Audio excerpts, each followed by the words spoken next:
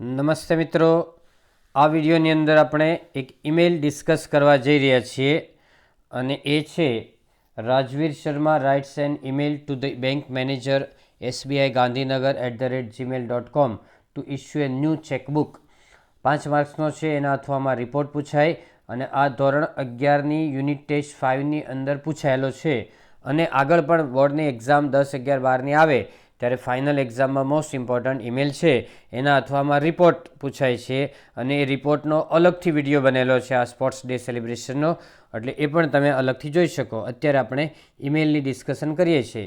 ઈમેલનો meaning થાય છે electronic મેલ. મેલ એટલે પોસ્ટ થાય, પત્ર જેવું થાય છે, બરાબર. અને કેવી રીતે લખાય એ આપણે હવે જોઈએ છીએ, બરાબર.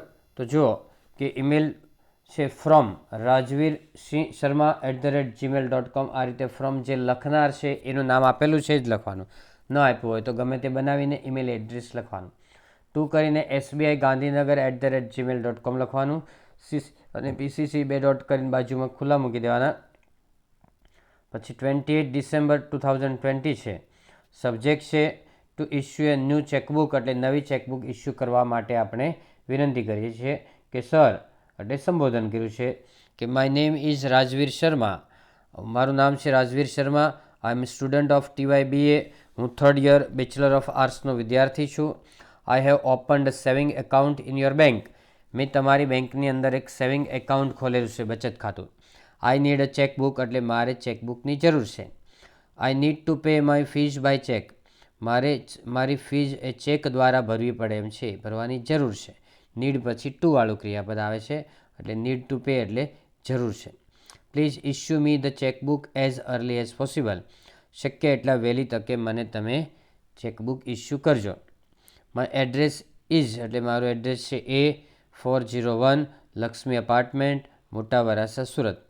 તો એડ્રેસની અંદર મિત્રો યાદ રાખો કે એ પછી ડેશ કરવાનું, 401 પછી કોમા, લક્ષ્મી એપાર્ટમેન્ટના 2 અક્ષર કેપિટલ છે, પછી કોમા છે, મોટા વરાછાના 2 અક્ષર કેપિટલ, પછી કોમા, સુરતનો પહેલો અક્ષર કેપિટલ, પછી ફૂલ સ્ટોપ. પછી થેન્ક યુ કહી અને વિથ ગ્રેટ રિગાર્ડ્સ, ખૂબ માન સન્માન સાથે માનસૂચક શબ્દો છે કે જે દરેક લેટરની અંદર, દરેક રિપોર્ટની અંદર તમારે આ 3 વસ્તુ લખવાની જ છે.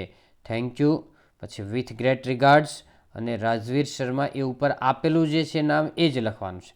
માનો કે તમને નામ ન આપ્યું હોય તો તમારે XYZ ત્યાં લખવાનું છે, બરાબર. હવે એ વસ્તુ છે થેન્ક યુવાળા 3 શબ્દો જે છે, 3 લીટી, એ તમે લેફ્ટ સાઈડ લખો તોય ચાલે અને રાઈટ સાઈડ લખો તોય ચાલે, બંને સાઈડ એ ચાલશે.